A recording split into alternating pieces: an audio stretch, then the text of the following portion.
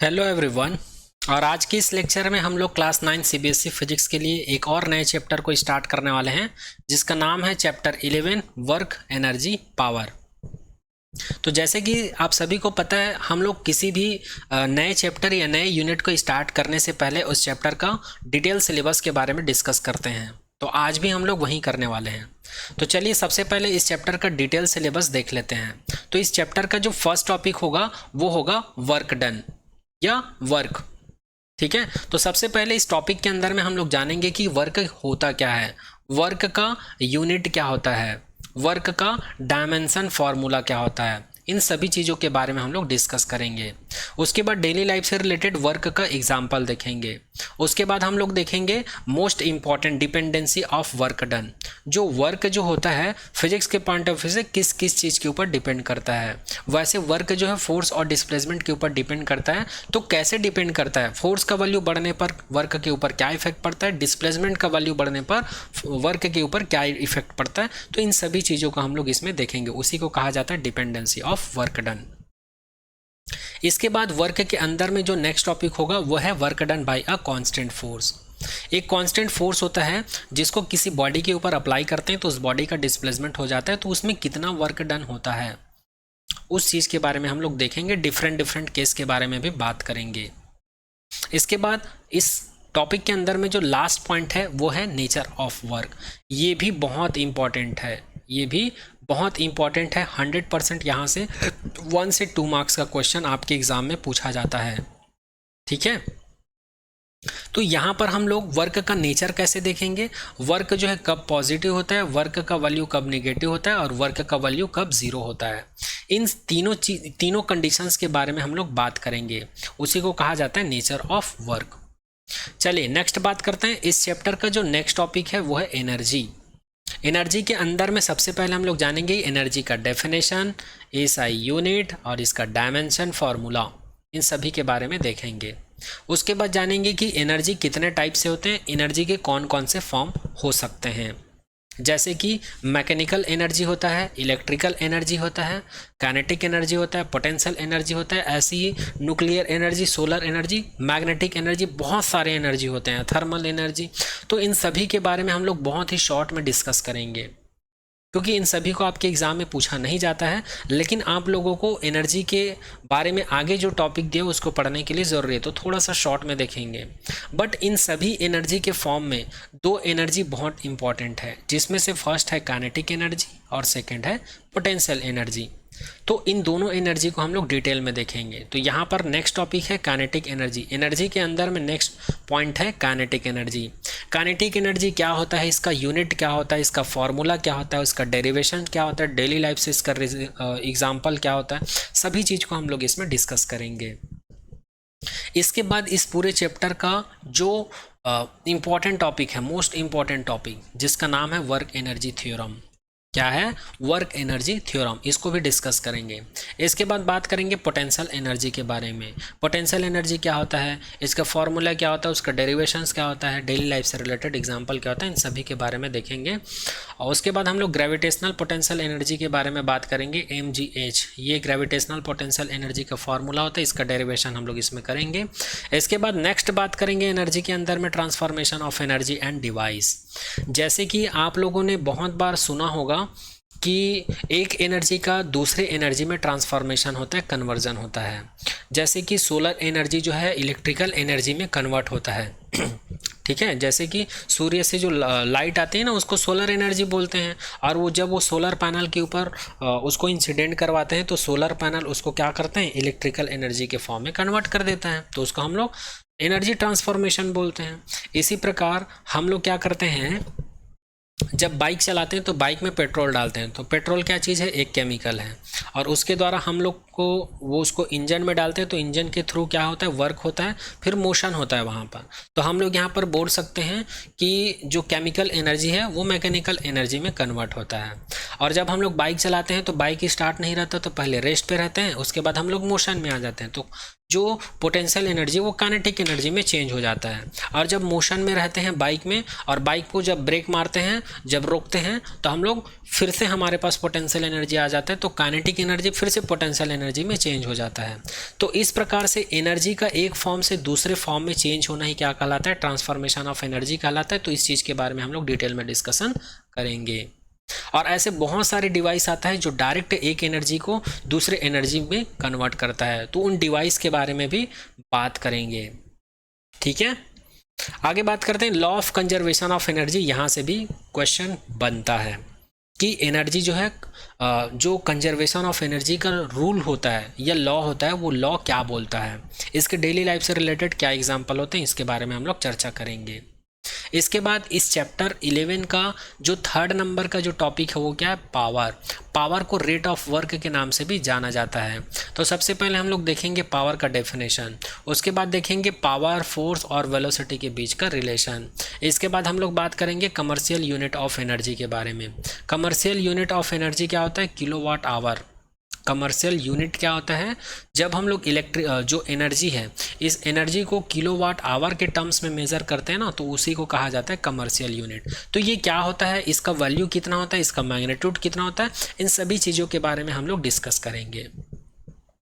उसके बाद इस चैप्टर में पावर के अंदर का जो लास्ट पॉइंट है और इस चैप्टर का जो लास्ट टॉपिक है वो है difference between power and energy.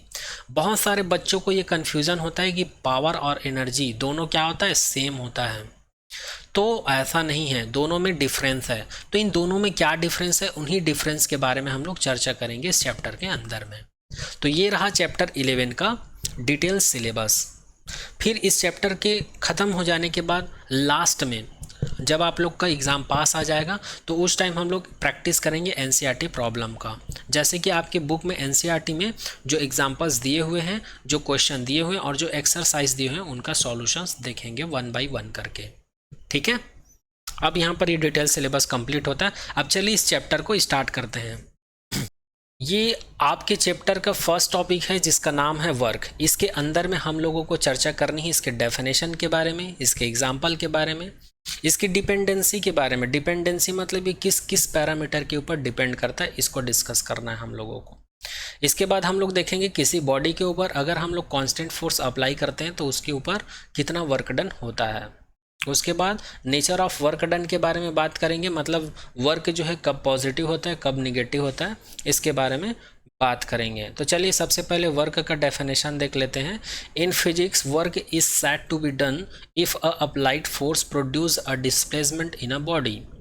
Physics में हम लोग वर्क को डन तभी कहते हैं, काम हो गया करके तभी कहते हैं जब किसी बॉडी के ऊपर हम लोग फोर्स अप्लाई करते हैं, और फोर्स अप्लाई करने से उस बॉडी का क्या हो जाता है, डिस्प्लेसमेंट हो जाता है।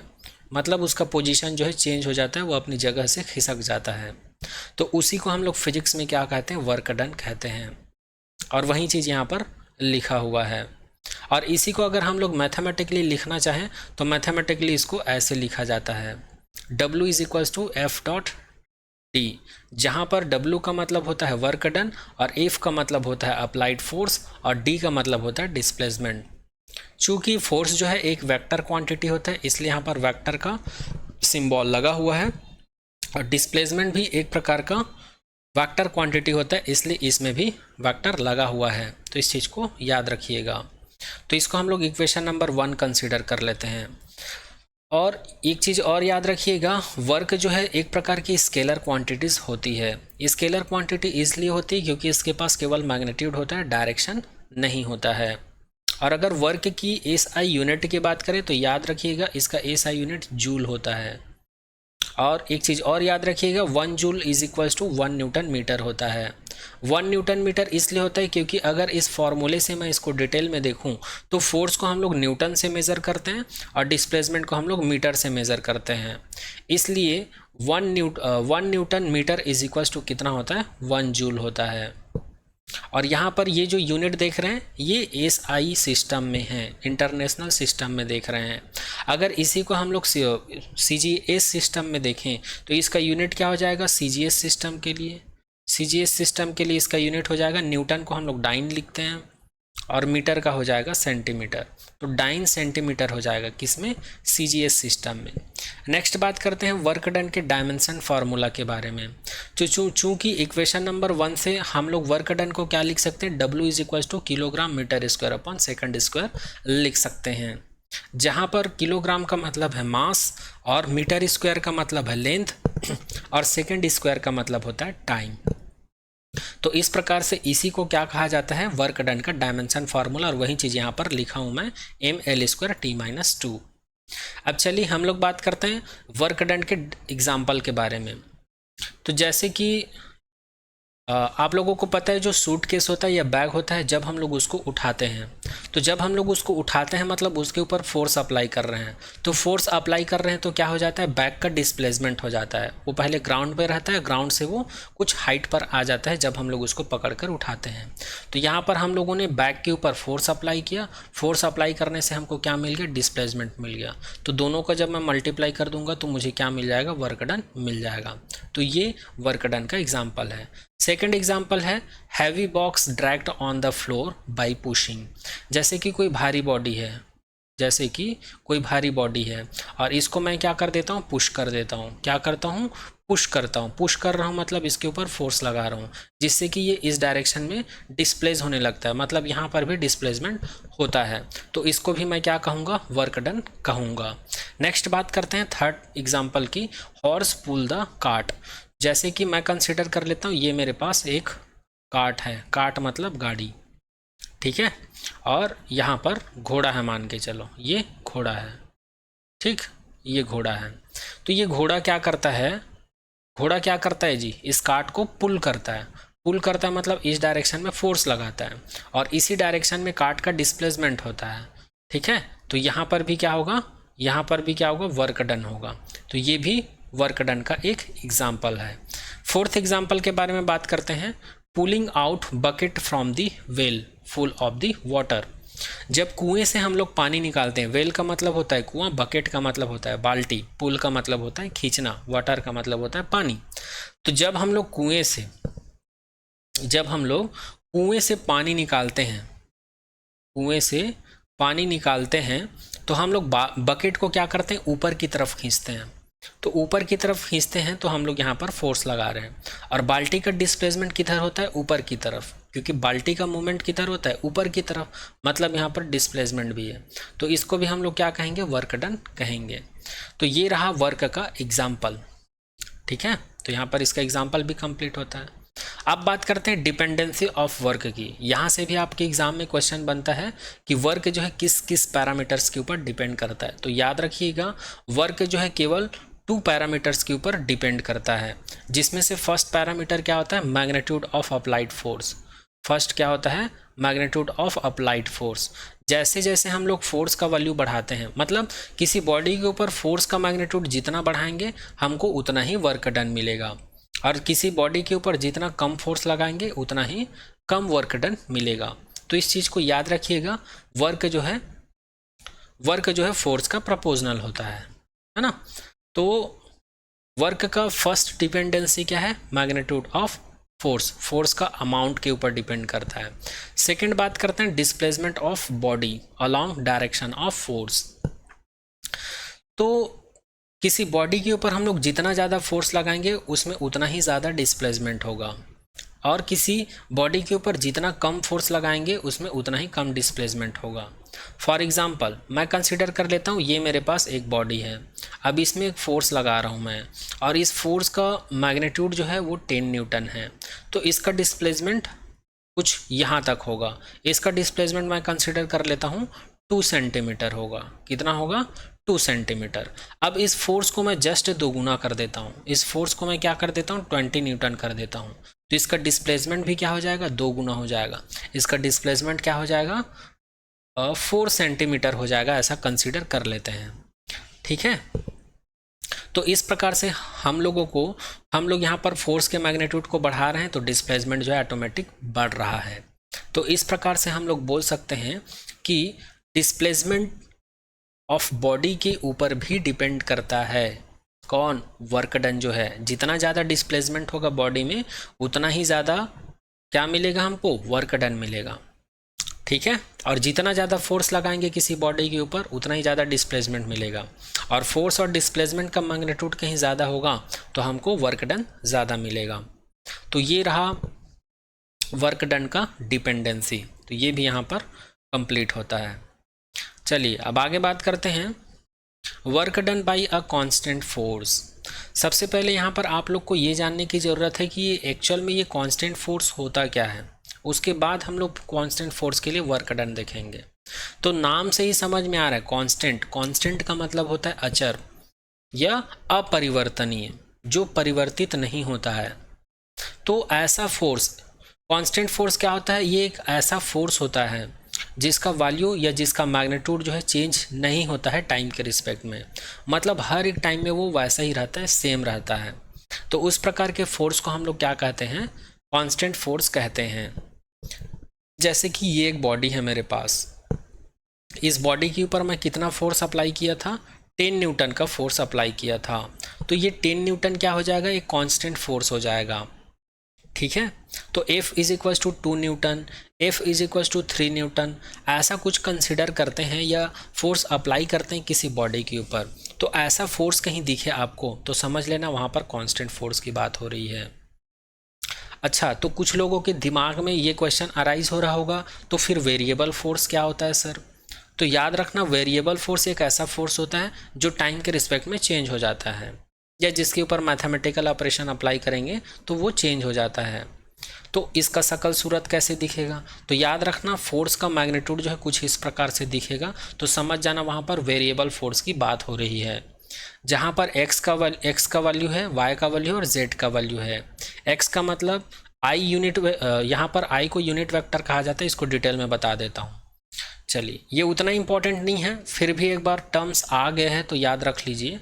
वेरिएबल फोर्स क्या होता है, जैसे कि कुछ इस प्रकार का वैल्यू लिखा दिखे आपको, एक्स आई कैप प्लस वाई जे कैप प्लस जेड के कैप, इस प्रकार का कुछ फोर्स दिखे तो समझ लेना ये वेरिएबल फोर्स है। वेरिएबल फोर्स क्यों है, क्योंकि यहाँ पर फोर्स जो है किसका फंक्शन है, एक्स और वाई जेड का फंक्शन है। यहाँ पर फोर्स का वैल्यू जो है किसके हिसाब से चेंज होगा, एक्स वाई जेड के अनुसार चेंज होगा। अगर x का वैल्यू 1 है, y का वैल्यू 2 है, z का वैल्यू 3 है, तो ये इक्वेशन जो है कैसे हो जाएगा, f is equals to I cap plus 2 J cap plus 3 J cap हो जाएगा। तो यहाँ पर ये फोर्स मिल गया हमको। तो ये फोर्स कैसा फोर्स है, अभी भी वेरिएबल फोर्स है, क्योंकि फोर्स का वैल्यू x, y, z तीनों के ऊपर डिपेंड कर रहा है। तो इसको हम लोग कांस्टेंट फोर्स कैसे बना सकते हैं, तो इसका मैग्नीट्यूड निकालेंगे। तो ये मैग्नीट्यूड कैसे निकालते हैं, इसका मैग्नीट्यूड निकालते हैं हम लोग अंडर रूट लेकर, जो एक्स वाई जेड का वैल्यू होता है उसका स्क्वायर ले लेंगे, 1 का स्क्वायर, 2 का स्क्वायर, 3 का स्क्वायर। तो कितना आ जाएगा, यहाँ पर जो रिजल्टेंट फोर्स है इसका वैल्यू 1 + 4 + 9, तो ये आ जाएगा अंडर रूट 14। तो ये इस वैल्यू के लिए, एक्स वाई जेड की इस वैल्यू के लिए जो रिजल्टेंट फोर्स का वैल्यू कितना आ गया, अंडर रूट 14 न्यूटन आ गया। तो याद रखिएगा, इस प्रकार का फोर्स आप लोगों को दिखे तो ये वेरिएबल फोर्स है। और अगर आप लोग को F का वैल्यू डायरेक्ट ऐसे दिखे, F is equal to 2 newton, 3 newton, 4 newton, तो इस प्रकार का फोर्स क्या है, ये एक अप्लाइड फोर्स है, जो कि कैसा फोर्स है, कांस्टेंट फोर्स है, जो टाइम के रिस्पेक्ट में चेंज नहीं होता है। ठीक है, अब बात करते हैं work done by a constant force के बारे में। अब हम लोग बात करेंगे work done by a constant force के बारे में। तो इस चीज़ को समझने के लिए इस वाले डायग्राम को समझना बहुत ज़रूरी है, तभी वर्क डन आप लोगों को समझ में आएगा। तो यहाँ पर ये जो डायग्राम बना है इसको मैं एक बार बना के बता देता हूँ ताकि आप लोग को समझ में आ जाए। ठीक है, चलिए आगे बढ़ते हैं।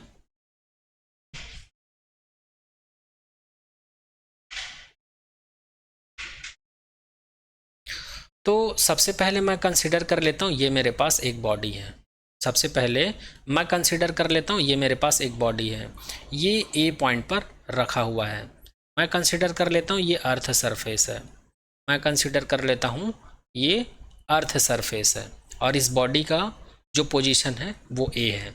अब मैं क्या करता हूँ, इस डायरेक्शन में एक फोर्स लगाता हूँ, इस डायरेक्शन में क्या करता हूँ, एक फोर्स लगाता हूँ।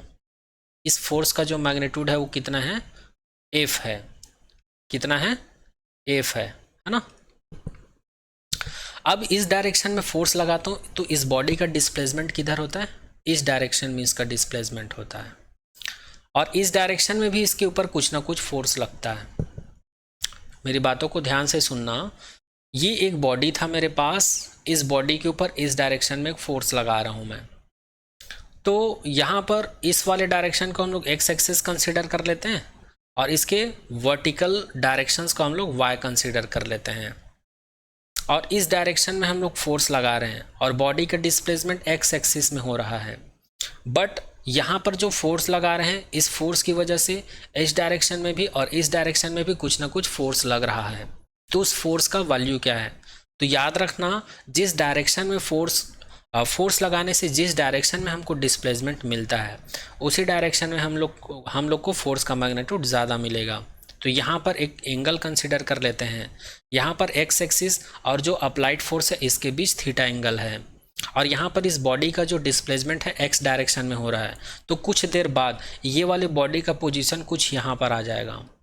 ये वाले बॉडी के ऊपर हम लोग यहाँ पर फोर्स लगाएंगे तो इस बॉडी का पोजीशन कहाँ पर आ जाएगा, पॉइंट बी पर आ जाएगा। ऐसा कंसिडर कर लेते हैं।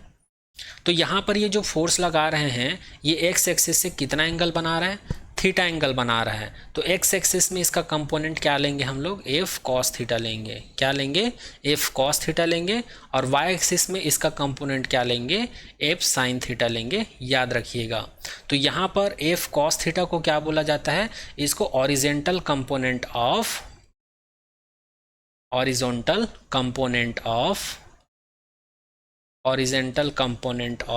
फोर्स कहा जाता है। इसी प्रकार एफ साइन थीटा को क्या कहा जाता है, एफ साइन थीटा को कहा जाता है वर्टिकल कंपोनेंट कहा जाता है। क्या कहा जाता है, वर्टिकल कंपोनेंट ऑफ फोर्स कहा जाता है। ठीक है, तो ये रहे फोर्स के कंपोनेंट। अब यहाँ पर इस बॉडी के ऊपर क्या हो रहा है, फोर्स भी लगा रहे हैं और इस बॉडी का डिस्प्लेसमेंट भी हो रहा है। पॉइंट ए से लेकर पॉइंट बी के बीच में इसका डिस्प्लेसमेंट हुआ है, पॉइंट ए से लेकर पॉइंट बी के बीच में डिस्प्लेसमेंट हुआ है। तो यहाँ पर फोर्स भी मिल रहा है हमको और डिस्प्लेसमेंट भी मिल रहा है। तो यहाँ पर जाहिर सी बात है, यहाँ पर क्या हो रहा है, वर्क डन हो रहा है। बट एक्चुअल फोर्स यहाँ पर एफ नहीं है। एफ कहाँ, एफ कितना है, एफ जो है एफ कॉस थीटा है। अच्छा, यहाँ पर एफ को हटाकर अगर एफ कॉस थीटा रख दूँ तो ये जो वर्क डन है ये कुछ हमको ऐसा दिखने लगेगा, एफ कॉस थीटा डी दिखने लगेगा। और इसको मैं अरेंज करके लिख दूं तो W इज इक्वल्स टू ये हो जाएगा एफ डी कॉस थीटा। इसको मैं ऐसे लिख सकता हूँ, एफ डी कॉस थीटा। अच्छा, अब कई लोगों को ऐसा लग रहा होगा यहाँ पर हम लोग ऑरिजेंटल कंपोनेंट कॉस थीटा लिए हैं और वर्टिकल कंपोनेंट साइन थीटा लिए हैं, तो सर आप यहाँ पर एफ कॉस थीटा क्यों लिए हो, ऐसा लग रहा होगा। तो याद रखना बेटा, यहाँ पर एफ साइन थीटा इसलिए नहीं लिए हैं क्योंकि बॉडी के ऊपर थीटा एंगल से हम लोग जो फोर्स लगा रहे हैं ना, इस फोर्स की वजह से बॉडी का डिस्प्लेसमेंट एक्स एक्सिस में हो रहा है। अगर वाई एक्सिस में डिस्प्लेसमेंट होता ना तो मैं एफ साइन थीटा लेता, लेकिन डिस्प्लेसमेंट एक्स एक्सिस में हो रहा है इसलिए मैं यहाँ पर एफ को रिप्लेस किया हूँ एफ कॉस थीटा से। अच्छा, कुछ लोगों को ये मैथमेटिक्स लग रहा होगा, कॉम्प्लिकेटेड लग रहा होगा। इसको मैं डेली लाइफ से रिलेट करके बताता हूँ।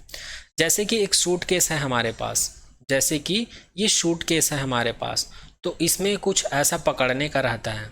अब एक आदमी आया, अब इस सूटकेस का ये जो टैग है ना, इसको पकड़ा, तो इसको पकड़ेगा तो इसका पोजीशन कैसे हो जाएगा, इसका पोजीशन ऐसे हो जाएगा। क्यों, क्योंकि जो आदमी इसको पकड़ रहे इसका हाइट कुछ ऐसा है, तो ये इसको क्या करेगा, पकड़ के खींचेगा। और ये जो सूटकेस है इसमें व्हील लगा हुआ है, तो ये इसको ऐसे पकड़ेगा, ऐसे पकड़ के खींचेगा, इस डायरेक्शन में ये ऐसे पकड़ के खींचेगा। तो ये किस डायरेक्शन में फोर्स लगाएगा बेटा, इस डायरेक्शन में फोर्स लगाएगा।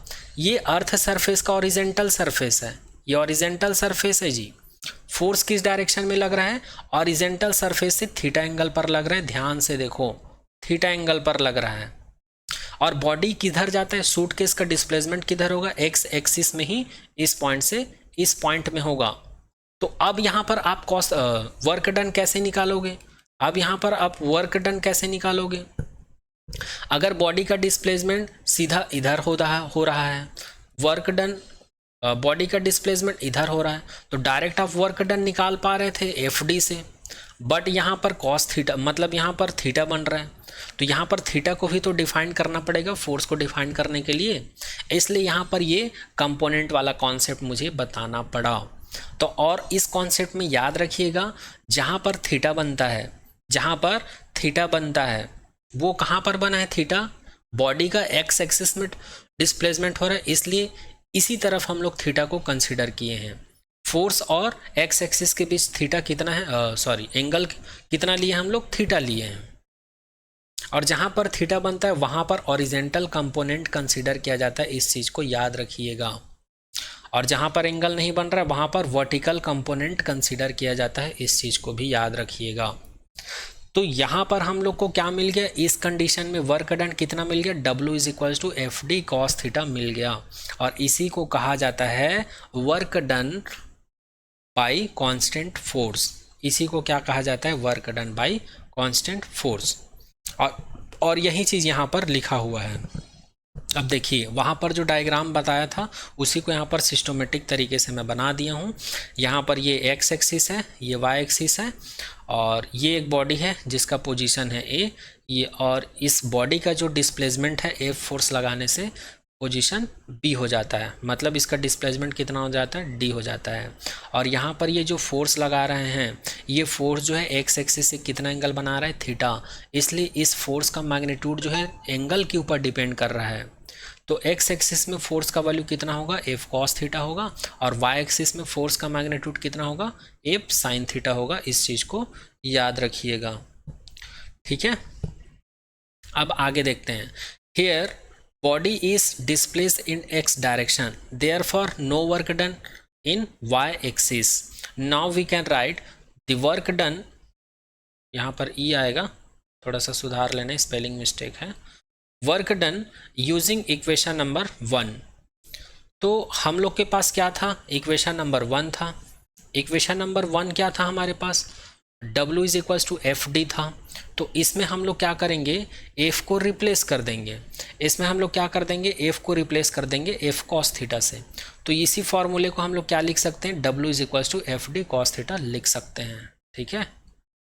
एफ डी कॉस थीटा लिख सकते हैं। इसको मैं इक्वेशन नंबर 2 कंसिडर कर लेता हूँ, ठीक है। तो इसी को कहा जाता है work done for constant force. अब यहाँ पर एक टेबल है, आप लोग को ये याद रखना पड़ेगा। अच्छा, यहाँ पर थीटा क्या चीज़ है? थीटा जो है एंगल होता है डिस्प्लेसमेंट और फोर्स के बीच का। अच्छा, यहाँ पर डिस्प्लेसमेंट का डायरेक्शंस क्या है जी? अलॉन्ग एक्स एक्सिस है। तो थीटा को आप लोग अलॉन्ग एक्स एक्सिस और जो अप्लाइड फोर्स है उसके बीच का एंगल बोल सकते हो, या फिर डिस्प्लेसमेंट और फोर्स दोनों के बीच का एंगल है बोल सकते हो, क्योंकि बॉडी का डिस्प्लेसमेंट यहाँ से यहाँ हुआ है ना, और फोर्स हम लोग इधर लगा रहे हैं, तो दोनों के बीच का एंगल कितना है जी? थीटा है। तो इसलिए यहाँ पर एफ डी, तो एफ और डी के बीच का थीटा एंगल कितना है? थीटा है। थीटा क्या है? एफ और डी के बीच का एंगल है। अच्छा, यहाँ पर एक नोट करके पॉइंट लिखा हूँ, इस पॉइंट को आप लोगों को याद रखना पड़ेगा। ये याद रखने वाली चीज़ है, ये आपको याद होना चाहिए, तभी आप लोगों को वर्क का नेचर समझ में आ पाएगा। अदरवाइज वर्क का नेचर नहीं समझ में आएगा, जो आगे डिस्कस करने वाले हैं। तो आप लोग याद रखिएगा, एंगल का कितना वैल्यू याद रखना है? 0 का वैल्यू याद होना चाहिए, 30 का वैल्यू याद होना चाहिए, 45, 60 और 90 का वैल्यू याद होना चाहिए। वैसे थीटा का रेंज आप लोगों को पता होगा, 0 से लेकर 360 डिग्री तक होता है, बट 9th क्लास के पॉइंट ऑफ व्यू से आप लोगों को इतना जानने की ज़रूरत नहीं है। आप लोगों को बस 90 तक याद रखना है। और टोटल मैथमेटिक्स में टोटल 6 ट्रिग्नोमेट्री होते हैं। 6 ट्रिग्नोमेट्री क्या होता है? साइन थीटा होता है, कॉस थीटा होता है, और सेक थीटा होता है, और कॉसेक थीटा होता है, टेन थीटा होता है, और कॉट थीटा होता है। ये 6 ट्रिग्नोमेट्री रेशियो होता है। बट आप लोगों को 9th क्लास फिजिक्स के पॉइंट ऑफ व्यू से केवल साइन और कॉस को जानने की ज़रूरत है। तो याद रखिएगा, साइन थीटा का वैल्यू जो होता है, साइन 0 का वैल्यू 0 होता है, साइन 30 का वैल्यू 1/2 होता है, साइन 45 का वैल्यू 1/2 √2 होता है, और साइन 60 का वैल्यू √3/2 होता है, और साइन 90 का वैल्यू जो होता है 1 होता है। अब हम लोग को कॉस थीटा का वैल्यू याद रखना है, तो याद रखना कॉस थीटा का वैल्यू जो है साइन थीटा का उल्टा होता है।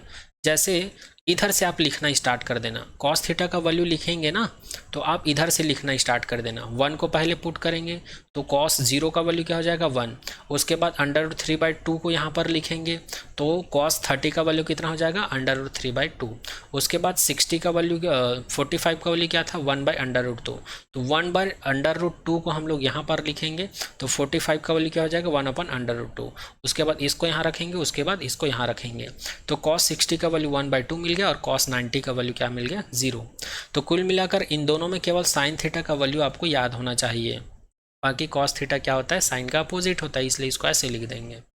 तो ये वैल्यू आपको याद होना चाहिए वर्क का नेचर बताने के लिए, ठीक है। ये भी यहाँ पर कंप्लीट होता है। अब इक्वेशन नंबर 2 से, इक्वेशन नंबर 2 से, ये है इक्वेशन नंबर 2। इक्वेशन नंबर 2 से हम लोग डिफरेंट केस के बारे में चर्चा करते हैं।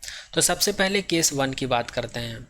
चूँकि मैं आप लोगों को बता चुका हूँ फोर्स और डिस्प्लेसमेंट, क्या फोर्स और डिस्प्लेसमेंट ये एक वेक्टर क्वांटिटी है, तो इसका डायरेक्शन भी तो होगा, इसका डायरेक्शन भी तो होगा, तो उसी डायरेक्शंस के हिसाब से या डायरेक्शन के बेस पर यहाँ पर ये जो फॉर्मूला है इससे हम लोग ये पता लगाएंगे कि वर्क का वैल्यू क्या होता है।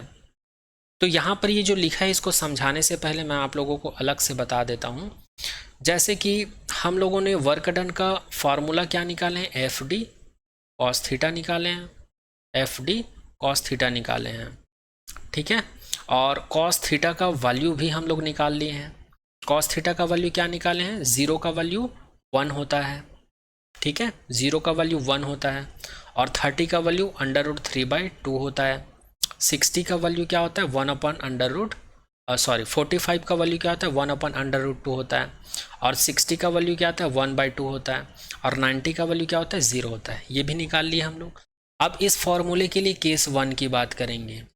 केस 1 में अगर फोर्स का डायरेक्शन और डिस्प्लेसमेंट का डायरेक्शन सेम हो, इसका डायरेक्शन सेम हो, मतलब किसी बॉडी के ऊपर हम लोग फोर्स लगा रहे हैं ना, फोर्स लगा रहे हैं ना, तो ये बॉडी का डिस्प्लेसमेंट इसी डायरेक्शन में हो रहा है, इसी डायरेक्शन में डिस्प्लेसमेंट हो रहा है। पहले पॉइंट ए पर था, पॉइंट बी पर आ गया।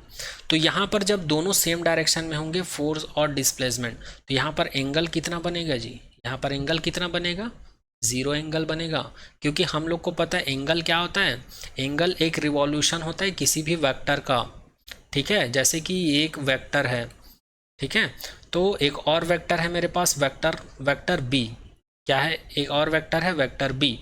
अभी इन वेक्टर बी और ए के बीच कितना एंगल है, थीटा = 0 है। अब ये वेक्टर बी रिवॉल्व करता है, तो रिवॉल्व करेगा तो इसका पोजीशन यहाँ हो सकता है, यहाँ हो सकता है, यहाँ हो सकता है, यहाँ हो सकता है, यहाँ हो सकता है। ये कौन है, वेक्टर बी है। ये कौन है जी, वेक्टर बी है। तो वेक्टर ए और वेक्टर बी के बीच यहाँ पर कितना एंगल है, यहाँ पर कितना एंगल है, तो यहाँ पर तो 90 डिग्री एंगल होगा। यहाँ पर कितना एंगल होगा, यहाँ पर 45 होगा। इसी प्रकार यहाँ पर कितना होगा 135 होगा। उसी प्रकार यहाँ पर कितना होगा, वेक्टर बी और वेक्टर ए के बीच में, वेक्टर ए का डायरेक्शन इधर है, वेक्टर बी का डायरेक्शन इधर है, तो यहाँ पर दोनों के बीच का एंगल कितना होगा 180 डिग्री होगा। तो आप लोगों को एंगल को पहचानना भी आना चाहिए कि कब एंगल का वैल्यू 0 होता है, कब एंगल का वैल्यू 90 डिग्री होता है और कब एंगल का वैल्यू 180 डिग्री होता है, ये भी जानना बहुत ज़रूरी है। तो यहाँ पर अगर याद रखिएगा work done bye constant force का ये एक बहुत ही इंपॉर्टेंट केस है, केस 1। इसको याद रखिएगा, जब फोर्स और डिस्प्लेसमेंट का डायरेक्शन क्या होता है, सेम होता है। तो सेम होता है तो उस सिचुएशंस में थीटा का वैल्यू क्या होता है 0 होता है। अब इस वैल्यू को अगर मैं इस इक्वेशन में पुट कर दूं तो W का वैल्यू मुझे क्या मिलेगा जी, एफ डी कॉस 0, थीटा की जगह पर 0 रख दिए। और कॉस 0 का वैल्यू क्या होता है, कॉस 0 का वैल्यू 30 का वैल्यू 45 का वैल्यू 60 का वैल्यू और 90 का वैल्यू। तो कॉस 0 का वैल्यू क्या होता है 1 होता है। तो कॉस 0 को क्या कर दूंगा 1 पुट कर दूंगा, तो मुझे क्या मिल जाएगा, एफ डी मिल जाएगा। इसका मतलब वर्क डन का नेचर क्या होता है, पॉजिटिव होता है। वर्क डन का नेचर क्या होता है, पॉजिटिव होता है, जब फोर्स और डिस्प्लेसमेंट का डायरेक्शन क्या होता है, सेम होता है। और यही चीज़ यहाँ पर लिखा हुआ है, आप लोग देख सकते हो, F and D in same direction, that means theta is equals to 0। और इस सिचुएशंस में हमको वर्क डन कितना मिलेगा, W is equals two plus F D मिलेगा। ठीक है, इसी प्रकार अब हम लोग किसकी बात करेंगे, केस 2 की बात करेंगे। इसी प्रकार अब हम लोग केस 2 की बात करेंगे, F and D in opposite direction. अब दोनों का डायरेक्शन कैसा होगा जी, अपोजिट डायरेक्शन होगा। ठीक है, अब अपोजिट डायरेक्शन होगा मतलब दोनों के बीच 180 डिग्री का एंगल होगा। 180 डिग्री कैसे होगा, इसको बता देता हूँ मैं। अब इस बॉडी के ऊपर हम लोग एक, जैसे कि ये एक कुआं है, ठीक है, ये एक कुआं है और इस कुएं में एक रस्सी से एक बकेट बंधा हुआ है। ये एक बकेट है जो बंधा हुआ है। ठीक है, अब इस बकेट को हम लोग ऊपर की तरफ खींच रहे हैं तो ये अप्लाइड फोर्स है, और इस बाल्टी का डिस्प्लेसमेंट भी ऊपर की तरफ हो रहा है, और इसके ऊपर एक और फोर्स लग रहा है जी, ग्रेविटी की वजह से। ग्रेविटी जो है नीचे की ओर खींचने की कोशिश कर रहा है, ग्रेविटी जो है इसको नीचे की तरफ खींचने की कोशिश कर रहा है। इसीलिए जब ये रस्सी टूट जाता है ना, तो बाल्टी का डिस्प्लेसमेंट ऊपर ना होकर किधर हो जाता है, नीचे हो जाता है। ठीक है, बाल्टी का डिस्प्लेसमेंट ऊपर ना होकर नीचे होता है। तो अगर हम लोग अप्लाइड फोर्स के कॉन्सेप्ट से अगर हम लोग यहाँ पर वर्क डन निकालें तो वर्क डन पॉजिटिव होगा। बट यहाँ पर वर्क डन को मैं ग्रेविटेशनल फील्ड और डिस्प्लेसमेंट के पॉइंट ऑफ व्यू से निकालूं तो दोनों का डायरेक्शन अपोजिट है। देखो, बाल्टी का डिस्प्लेसमेंट ऊपर की तरफ हो रहा है जबकि ग्रेविटेशनल फोर्स नीचे की तरफ लग रहा है। ठीक है, बाल्टी का डिस्प्लेसमेंट ऊपर की तरफ हो रहा है जबकि ग्रेविटेशनल फील्ड जो है नीचे की तरफ फोर्स लगा रहे हैं। तो यहाँ पर अपोजिट हुआ ना, एफ का डायरेक्शन इधर हो गया और डिस्प्लेसमेंट का डायरेक्शन इधर हो गया। तो दोनों के बीच कितना एंगल हुआ जी, 180 डिग्री हुआ कि नहीं, हाँ बोलो, हाँ 180 डिग्री हो गया। तो इसी को बोला जाता है केस 2। केस 2 में अगर एफ और डी का डायरेक्शन क्या हो, अपोजिट हो, क्या हो, अपोजिट हो, इसका मतलब ये है कि थीटा का वैल्यू 180 डिग्री होता है। तो यहाँ पर एक चीज़ और याद रख लेना, cos 90 का वैल्यू 0 होता है और cos 180 का वैल्यू क्या होता है, -1। ये भी याद रख लेना, इसको भी मैं लिख देता हूँ। ये जो 90 है ना, यहाँ पर एक चीज़ और ऐड कर लेना, 180। तो साइन 180 का वैल्यू क्या होता है, 0, और cos 180 का वैल्यू क्या होता है, -1। इसको आप लोग याद रखिएगा। तो इस वैल्यू को अगर मैं इस इक्वेशंस में रखूं तो मुझे क्या मिल जाएगा, work done is equals to F into D cos theta. Theta की जगह पर 180 रख देता हूं मैं। अब cos 180 का वैल्यू क्या होता है, -1। इसको याद रखिएगा। इस वैल्यू को अगर मैं यहाँ पर पुट कर दूं तो वर्क मुझे क्या मिल जाएगा, एफ इंटू डी। कॉस 180 की जगह -1 रखेंगे तो W इज इक्वल्स टू कितना मिल जाएगा, -f इंटू डी। तो यहाँ पर वर्क का नेचर हमको कैसे मिल गया जी, निगेटिव मिल गया। वर्क का नेचर कैसे मिल गया, निगेटिव मिल गया। तो ये था work done bye constant force का सेकंड केस, जिसमें वर्क का नेचर कैसे होता है, निगेटिव होता है जब फोर्स और डिस्प्लेसमेंट के बीच कितना एंगल हो, 180 डिग्री हो और दोनों का डायरेक्शंस क्या हो, अपोजिट हो। आगे बात करते हैं थर्ड केस की। थर्ड केस की, अगर दोनों के बीच का एंगल 90 डिग्री हो, दोनों के बीच का एंगल कितना हो, 90 डिग्री हो, तब क्या होगा। चलिए आगे बात करते हैं केस थर्ड।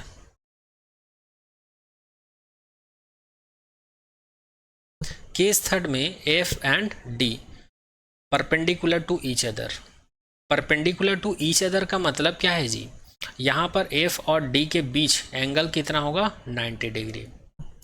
फॉर एग्जाम्पल मैं कंसीडर कर लेता हूँ ये एक कुली है और इसके सिर के ऊपर ये सामान है, और इस सामान की वजह से किस डायरेक्शन में एक फोर्स लग रहा है, एक नॉर्मल फोर्स लग रहा है ऊपर की तरफ और एक नीचे की तरफ फोर्स लग रहा है जिसको हम लोग ग्रेविटी फोर्स या ग्रेविटेशनल फोर्स बोल सकते हैं। ग्रेविटी की वजह से एक नीचे की तरफ फोर्स लग रहा है और एक ऊपर की तरफ।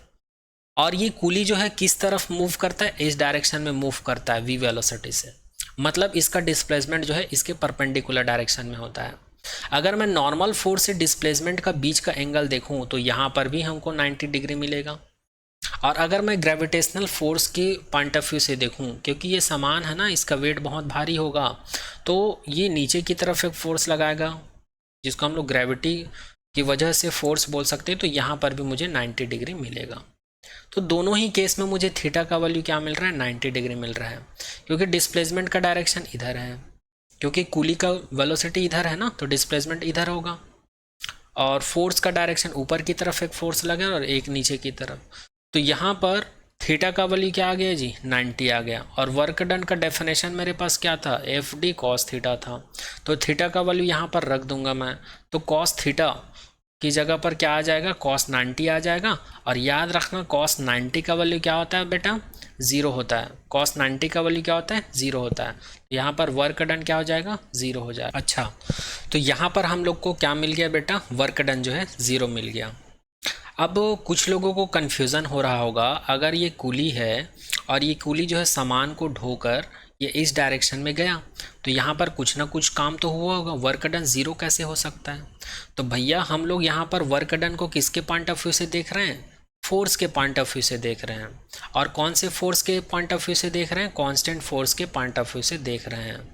तो कांस्टेंट फोर्स अप्लाइड फोर्स के द्वारा, अप्लाइड फोर्स मतलब जैसे कि कूली है, कूली जो है सामान को ऐसे पकड़ा हुआ है, तो कूली जो है ऊपर की तरफ फोर्स लगा रहा है, और ये जो सामान जो है ग्रेविटी की वजह से नीचे की तरफ एक फोर्स लगा रहा है।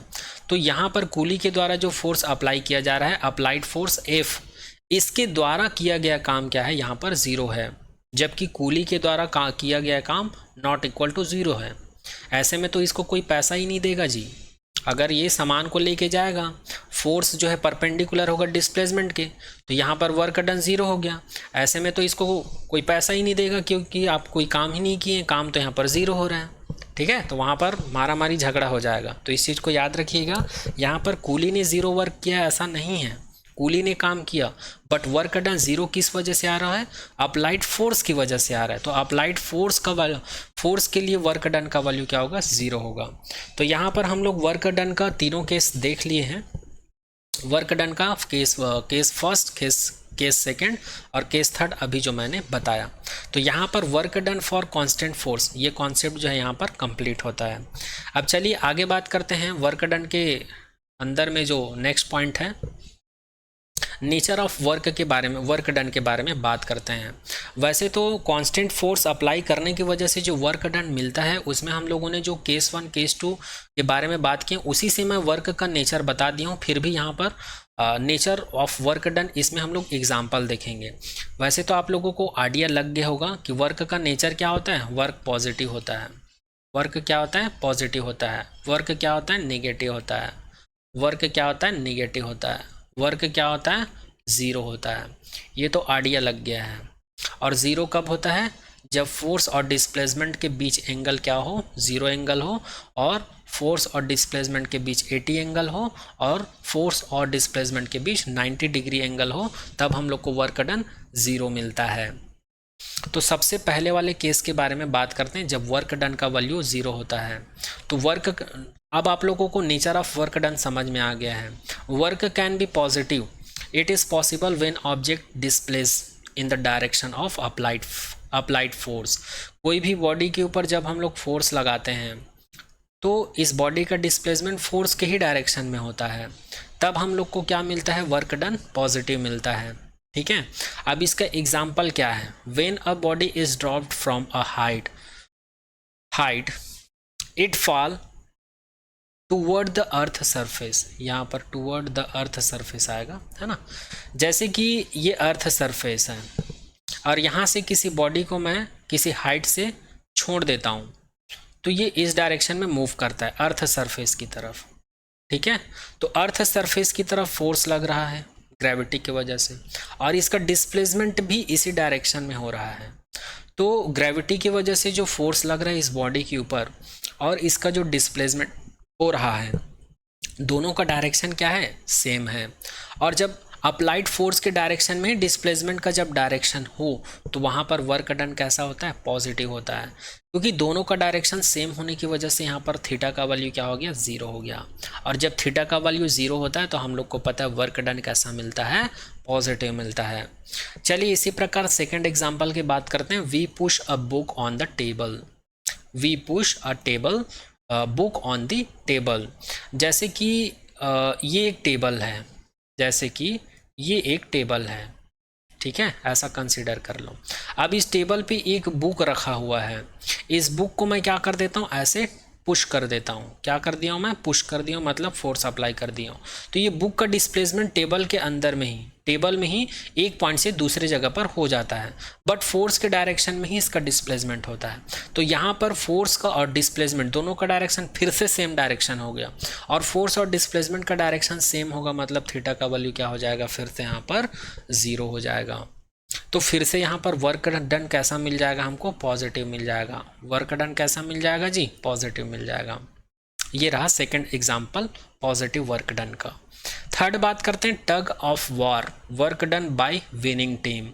जैसे कि आप लोगों को पता होगा रस्सा रस्सी का खेल होता है, जैसे कि आप लोगों को पता होगा जब रस्सी का खेल होता है, इसी को इंग्लिश में टग वार बोलते हैं। तो इसमें दो टीम होते हैं, एक टीम जो है इधर पुश करते हैं, एक टीम जो है इधर पुश करते हैं। तो जो विनिंग टीम होता है ना, विनिंग टीम, तो मैं कंसिडर कर लेता हूँ ये वाली टीम जीत रही है, ये ए टीम है और ये बी टीम है। यहाँ पर बी टीम क्या कर रहे हैं, विन कर रहे हैं, जीत रहे हैं। तो इन सभी का डायरेक्शन, इन लोग किधर फोर्स लगाएंगे, इस डायरेक्शन में फोर्स लगाएंगे। और जब इन लोग जीतेंगे ना, तो इन लोग का डायरेक्शन भी, इन लोग का डिस्प्लेसमेंट, फोर्स इधर लग रहा है, और इन लोग हार रहे हैं तो इन लोग का डिस्प्लेसमेंट किधर होगा, जिधर फोर्स लग रहे हैं उसी डायरेक्शन में होगा। तो यहाँ पर भी फोर्स और डिस्प्लेसमेंट का डायरेक्शन सेम हो गया, देखो। और यहाँ पर फोर्स और डिस्प्लेसमेंट का डायरेक्शन यदि सेम हुआ तो दोनों के बीच का एंगल कितना होगा, 0। तो फिर से हम लोग को वर्क डन का नेचर कैसा मिलेगा, पॉजिटिव मिलेगा। तो याद रखिएगा tug of war work done bye winning team will be positive, इस चीज़ को याद रखिएगा। नेक्स्ट एग्जाम्पल के बारे में बात करते हैं, सूटकेस। अब सूटकेस वाले एग्जाम्पल को कैसे समझेंगे, जैसे कि ये सूटकेस है, ये इसका हैंडल है, और जब हम लोग इसको उठाते हैं, जब हम लोग इसको उठाते हैं तो ऊपर की तरफ एक फोर्स लगाते हैं कि नहीं, जब इसको हम लोग लिफ्ट करते हैं तो, और ऊपर की तरफ फोर्स लगाते हैं तो बैक का डिस्प्लेसमेंट भी किधर होता है जी, ऊपर की तरफ ही होता है। बैक का डिस्प्लेसमेंट भी किधर होता है, ऊपर की तरफ। तो फिर से यहाँ पर फोर्स और डिस्प्लेसमेंट का डायरेक्शन क्या हो गया, सेम हो गया। तो यहाँ पर भी वर्क डन क्या होगा, पॉजिटिव होगा, क्योंकि फोर्स और डिस्प्लेसमेंट के बीच का एंगल फिर से यहाँ पर कितना हो गया, 0 डिग्री हो गया। नेक्स्ट बात करते हैं heavy box, heavy box dragged on the floor bye pushing. यहाँ पर भी हम लोग को वर्क डन पॉजिटिव मिलेगा। अब heavy box dragged on the floor bye pushing का मतलब ये है, जैसे कि एक फ्लोर है और यहाँ पर एक बॉडी है और ये बहुत ही हैवी है, तो इसको इस डायरेक्शन से फोर्स लगाएंगे और इसका डिस्प्लेसमेंट जो है इसी डायरेक्शन में होता है। तो यहाँ पर हम लोग को वर्क डन क्या मिल जाएगा, positive. Horse pull the cart, इसमें भी पॉजिटिव वर्क डन मिलता है, इसको भी मैं बता चुका हूँ तुम लोग को, है ना। Pulling out bucket from the well full of water, पानी से भरा हुआ बाल्टी को जब हम लोग ऊपर की तरफ खींचते हैं तो ऊपर की तरफ जो अप्लाइड फोर्स है और बाल्टी का जो डिस्प्लेसमेंट है, दोनों का डायरेक्शन भी क्या हो जाता है, सेम हो जाता है। तो यहाँ पर भी वर्क डन हमको कैसा मिलेगा, पॉजिटिव मिलेगा। तो I hope work done positive nature आप लोगों को समझ में आ गया होगा। अब चलिए सेकंड नेचर के बारे में बात करते हैं। Work done, work can be negative, it is possible when object displace in opposite direction of applied force. ये भी मैं तुम लोग को बता चुका हूँ। वर्क डन का नेचर जो है निगेटिव तब होता है जब अप्लाइड फोर्स और डिस्प्लेसमेंट, या फिर डिस्प्लेसमेंट को इधर कंसिडर कर सकते हो, फोर्स को इधर कंसिडर कर सकते हो, डिस्प्लेसमेंट को इधर, आप लोग की इच्छा, या फोर्स को इधर कंसिडर कर सकते हो, डिस्प्लेसमेंट को इधर, दोनों का डायरेक्शन बस अपोजिट होना चाहिए। तो यहाँ पर अप्लाइड फोर्स और डिस्प्लेसमेंट दोनों का डायरेक्शन अपोजिट है, तो यहाँ पर वर्क डन का नेचर कैसे होगा, निगेटिव होगा। अब चलिए डेली लाइफ से रिलेटेड एग्जांपल देखते हैं ये कैसा पॉसिबल है। Pulling out bucket from the well full of water, work done by the gravitational field will be negative. बोलने का मतलब ये है, ये भी मैं तुम लोग को बता चुका हूँ। जैसे कि ये एक बकेट है, ये एक बकेट है, इसको ऊपर की तरफ खींच रहे हैं, अप्लाइड फोर्स है, नीचे की तरफ ग्रेविटी की वजह से एक फोर्स लग रहा है जिसको ग्रेविटेशनल फोर्स बोलते हैं। तो रस्सी टूट जाता है तो बाल्टी का डिस्प्लेसमेंट किधर होता है, नीचे की तरफ, और रस्सी जब नहीं टूटा रहता है तो इसका डिस्प्लेसमेंट किधर होता है, ऊपर की तरफ। तो हम लोग कंसीडर कर लेते हैं अभी रस्सी टूटा नहीं है, अभी रस्सी टूटा नहीं है, तो जब हम लोग फोर्स अप्लाई कर रहे हैं तो इसका डिस्प्लेसमेंट किधर हो रहा है, ऊपर की तरफ। तो यहाँ पर अप्लाइड फोर्स के कंपैरिजन में वर्क डन यहाँ पर कितना होगा, पॉजिटिव होगा, जीरो होगा। बट यहाँ पर क्या बोला गया, ग्रेविटेशनल फोर्स के पॉइंट ऑफ व्यू से यहाँ पर वर्क डन बतानी है। तो याद रखना ग्रेविटेशनल फोर्स का डायरेक्शन नीचे है और डिस्प्लेसमेंट का डायरेक्शन ऊपर है बेटा। तो दोनों का डायरेक्शन क्या हो गया, यहाँ पर अपोजिट हो गया। तो यहाँ पर थीटा का वैल्यू क्या मिलेगा मुझे, थीटा का वैल्यू 180 डिग्री मिलेगा। और हम लोग केस 2 में डिस्कस कर चुके हैं, जब थीटा का वैल्यू 180 डिग्री होता है तो वर्क का नेचर कैसा होता है बेटा, निगेटिव होता है। इस चीज़ को याद रखिएगा, है ना। चलिए नेक्स्ट बात करते हैं फ्रिक्शनल फोर्स। फ्रिक्शनल फोर्स क्या होता है, आप सभी ने क्लास 8 में पढ़ रखा होगा। फ्रिक्शन फोर्स एक प्रकार का फोर्स ही होता है जो किसी भी बॉडी के मोशंस का अपोज करती है, ठीक है। जैसे कि ये एक सरफेस है और इस सरफेस के ऊपर मैं एक बॉडी रख देता हूँ, तो इस बॉडी का ये वाला सरफेस और ये अर्थ ग्राउंड का ये वाला सरफेस दोनों कांटेक्ट में आ गए, तो दोनों के बीच अभी फ्रिक्शन हो रहा है। और जब मैं इसके ऊपर फोर्स लगाऊंगा, इसको पुश करूंगा, तो इसके ऊपर फ्रिक्शन का वैल्यू क्या हो जाएगा, थोड़ा सा बढ़ जाएगा। बात आई समझ में। तो यहाँ पर फ्रिक्शन हो रहा है, तो याद रखना किसी भी बॉडी को किसी भी सरफेस के ऊपर रख कर जब हम लोग फोर्स अप्लाई करते हैं तो ये अप्लाइड फोर्स होता है।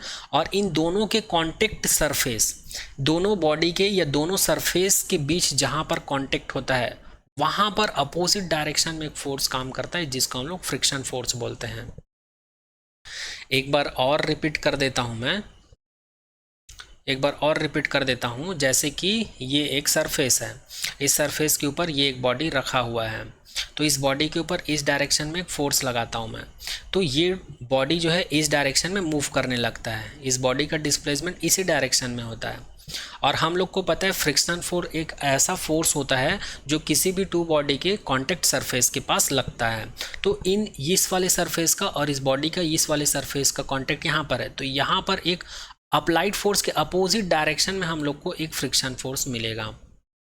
तो यहाँ पर फ्रिक्शन फोर्स का डायरेक्शन क्या है, अप्लाइड फोर्स के अपोजिट है। और बॉडी का डिस्प्लेसमेंट किधर हो रहा है, अप्लाइड फोर्स के अलोंग हो रहा है। तो यहाँ पर फिर से डिस्प्लेसमेंट का डायरेक्शन देखो और फ्रिक्शन फोर्स का डायरेक्शन देखो, दोनों का डायरेक्शन क्या है जी, अपोजिट है। तो यहाँ पर हम लोग को फिर से थीटा का वैल्यू क्या मिलेगा, 180 डिग्री मिलेगा। और थीटा का वैल्यू जब 180 डिग्री होगा तो वर्क डन कैसा होगा जी, निगेटिव होगा। वर्क डन का वैल्यू क्या होगा बेटा, निगेटिव होगा। तो ये रहा एग्जाम्पल। नेक्स्ट बात करते हैं tug war, work done by losing team. याद रखना जब वर्क डन पॉजिटिव था तब हम लोग किसकी बात कर रहे थे, विनिंग टीम के बारे में बात कर रहे थे। अब हम लोग किसके बारे में बात कर रहे हैं, लूजिंग टीम, मतलब जो टीम हार रही है उसके पॉइंट ऑफ व्यू से बात करते हैं। तो यहाँ पर वर्क डन क्या होगा, निगेटिव होगा। वर्क डन क्या होगा, निगेटिव होगा। क्यों, क्योंकि जो हार रहे हैं ना, इन लोग किधर फोर्स लगा रहे हैं, इधर लगा रहे हैं, जबकि इन लोग का डिस्प्लेसमेंट किधर हो रहा है, आगे की तरफ हो रहा है, ठीक है। तो जो हार रहे हैं वो टीम जो है जिस डायरेक्शन में फोर्स लगा रही है उन लोग के अपोजिट डायरेक्शन में इन लोग का डिस्प्लेसमेंट हो रहा है, मतलब यहाँ पर भी वर्क डन कैसा होगा, निगेटिव होगा, क्योंकि यहाँ पर भी फोर्स और डिस्प्लेसमेंट के बीच का एंगल क्या होगा, 180 डिग्री होगा। नेक्स्ट एग्जांपल की बात करते हैं, रीस्टोरिंग फोर्स। अब ये एक और चीज़ आ गया, नया चीज़ आ गया, एक बार बता देता हूँ। SHM का मतलब होता है सिंपल हार्मोनिक मोशन, एक बार अच्छे से बता देता हूँ। चलो नेक्स्ट एग्जांपल है restoring force. Restoring force in SHM। तो SHM का मतलब होता है सिंपल हार्मोनिक मोशन। क्या होता है, सिंपल हार्मोनिक मोशन।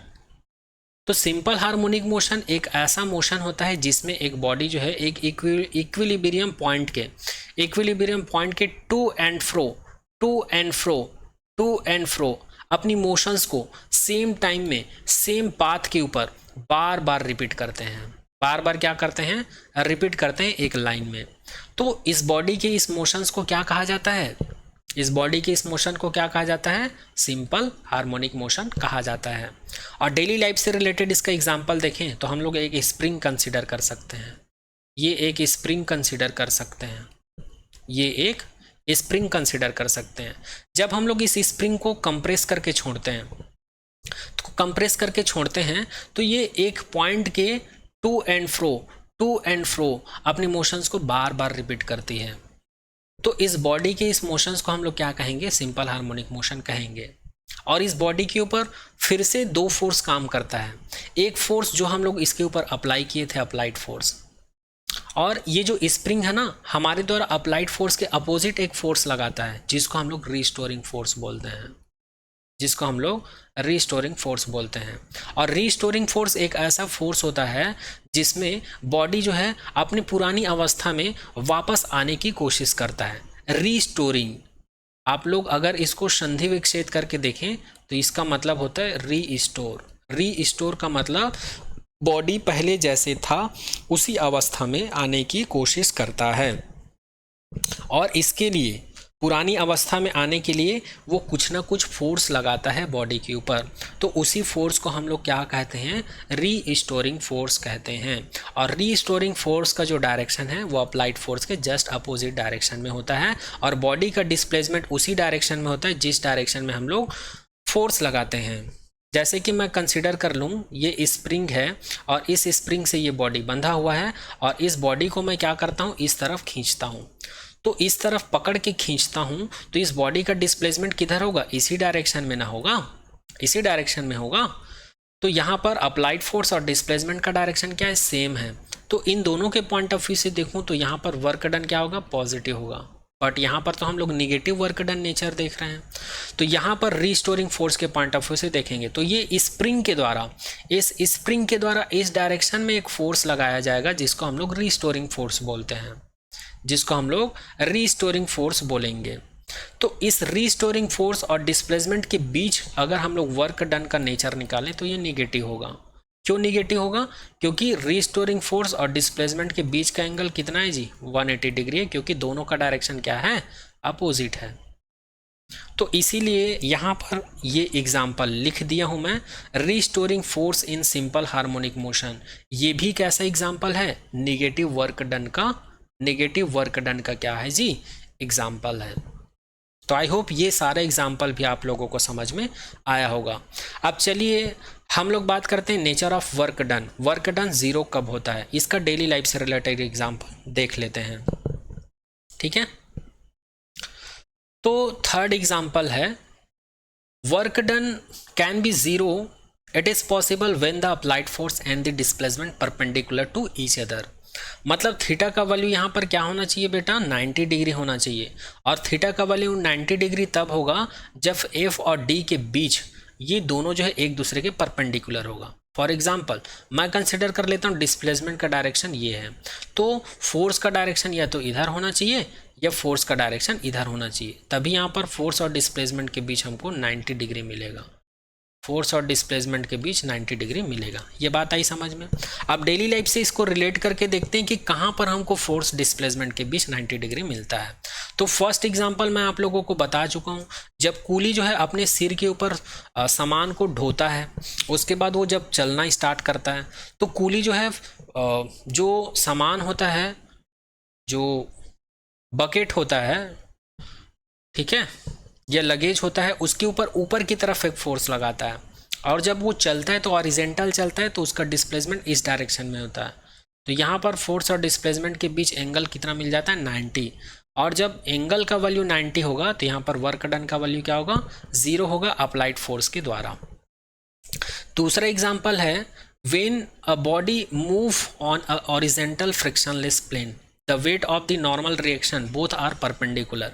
बोलने का मतलब ये है, जैसे कि ये एक प्लेन है, इसको किसी आदमी के द्वारा इसको पुश किया जा रहा है और यहाँ पर किसी भी प्रकार का फ्रिक्शन नहीं हो रहा है, तो यहाँ पर इस बॉडी का डिस्प्लेसमेंट इस डायरेक्शन में होगा।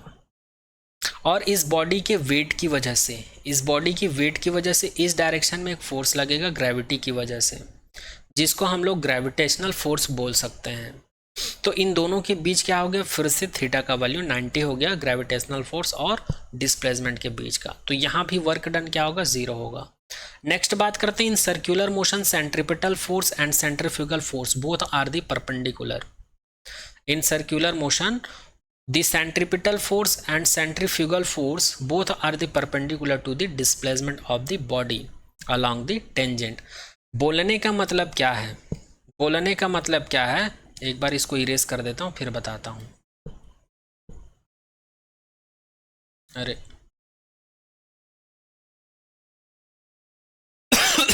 Sorry for that.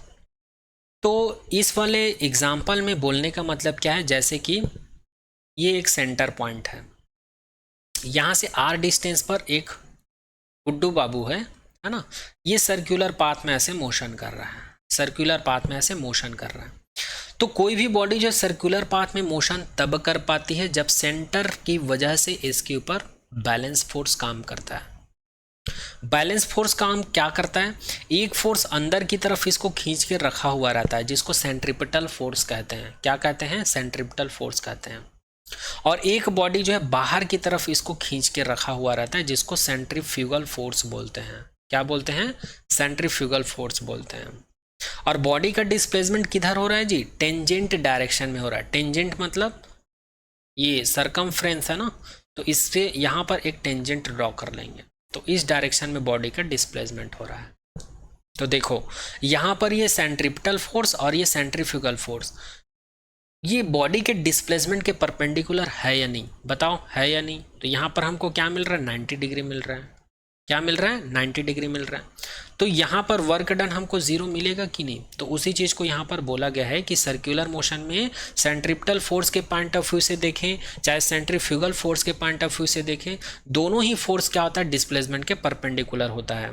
तो यहाँ पर भी हम लोग को वर्क डन 0 देखने को मिल जाता है। एक बार और रिपीट कर देता हूँ, कोई भी बॉडी जो है सर्कुलर मोशंस करती है उसका 2 रीज़न है, क्योंकि सेंटर की तरफ एक फोर्स लगता है जिसको सेंट्रिपिटल फोर्स बोलते हैं, और सेंटर के बाहर, सेंटर से बाहर की तरफ एक फोर्स लगता है जिसको सेंट्रीफ्यूगल फोर्स बोलते हैं। इन्हीं दोनों फोर्स की वजह से कोई भी बॉडी जो है एक सर्कुलर पाथ में अपना मोशंस को कर पाते हैं। जैसे कि हमारा अर्थ जो है सन के चारों ओर क्यों मोशन कर पा रहा है, क्योंकि सन उसको खींच के रखा हुआ है, ठीक है। और अर्थ जो है बाहर की तरफ एक फोर्स लगा रहा है, सेंटर से बाहर की तरफ फोर्स लगा रहा है जिसको सेंट्रीफ्यूगल फोर्स बोलते हैं। तो दोनों फोर्स का वैल्यू क्या होता है, सेम होता है। सेंट्रिपिटल फोर्स और सेंट्रीफ्यूगल फोर्स दोनों का मैग्नीट्यूड क्या होता है, सेम होता है। जितना फोर्स अंदर की तरफ लगता है, जितना फोर्स उतना ही फोर्स बाहर की तरफ लगता है। तो इसलिए ये बॉडी क्या हो जाते हैं, बैलेंस हो जाता है, इसीलिए ये सर्कुलर पाथ में मोशन करती है। और यहाँ इसका जो डिस्प्लेसमेंट होता है इन दोनों फोर्स के परपेंडिकुलर होता है, इसलिए यहाँ पर वर्क डन का वैल्यू क्या होगा, 0 होगा। तो यहाँ पर वर्क डन से रिलेटेड, यहाँ पर वर्क डन से रिलेटेड सारा कॉन्सेप्ट कंप्लीट होता है। तो आई होप आप लोगों को वर्क डन से रिलेटेड सारा कॉन्सेप्ट समझ में आ गया होगा। एक बार और रिपीट कर देता हूं कि आज की इस लेक्चर में हम लोगों ने क्या क्या डिस्कस किया। सबसे पहले वर्क डन का हम लोगों ने डेफिनेशन देखा, डेफिनेशन के बाद इसका यूनिट देखें, यूनिट के बाद इसका डायमेंशन देखें, डायमेंशन के बाद इसका एग्जाम्पल देखें। उसके बाद हम लोगों ने देखा वर्क डन, वर्क डन किसके लिए, कांस्टेंट फोर्स के लिए। और कांस्टेंट फोर्स में हम लोगों ने 3 केस के बारे में बात की, जिसमें से केस 1 में हम लोगों ने देखा कि वर्क क्या होता है, पॉजिटिव होता है। केस 2 में हम लोगों ने देखा वर्क का नेचर नेगेटिव होता है। और केस 3 में हम लोगों ने देखा वर्क जो है 0 होता है। उसके बाद हम लोगों ने बात किया नेचर ऑफ वर्क डन के बारे में। किसके बारे में बात किए, नेचर ऑफ वर्क डन के बारे में बात किए। और डेली लाइफ से रिलेटेड एग्जांपल के बारे में देखें कि वर्क का वैल्यू पॉजिटिव होता है, नेगेटिव होता है और 0 होता है। तो इन तीनों से रिलेटेड हम लोग लगभग अप्रॉक्सीमेट 3 से 4 एग्जाम्पल, प्रत्येक में इंडिविजुअली 3-3 एग्जाम्पल हम लोग देखे हैं डेली लाइफ से रिलेटेड, ठीक है। तो आई होप आज के इस लेक्चर में आप लोगों को सारा पॉइंट समझ में आ गया होगा। फिर भी कुछ डाउट रह जाता है तो कमेंट सेक्शन में कमेंट कर दीजिएगा। मिलते हैं आने वाले नेक्स्ट लेक्चर में एक नए टॉपिक के साथ, इस चैप्टर का एक नए टॉपिक के साथ। तो आज के लेक्चर में यहीं तक। Thank you so much.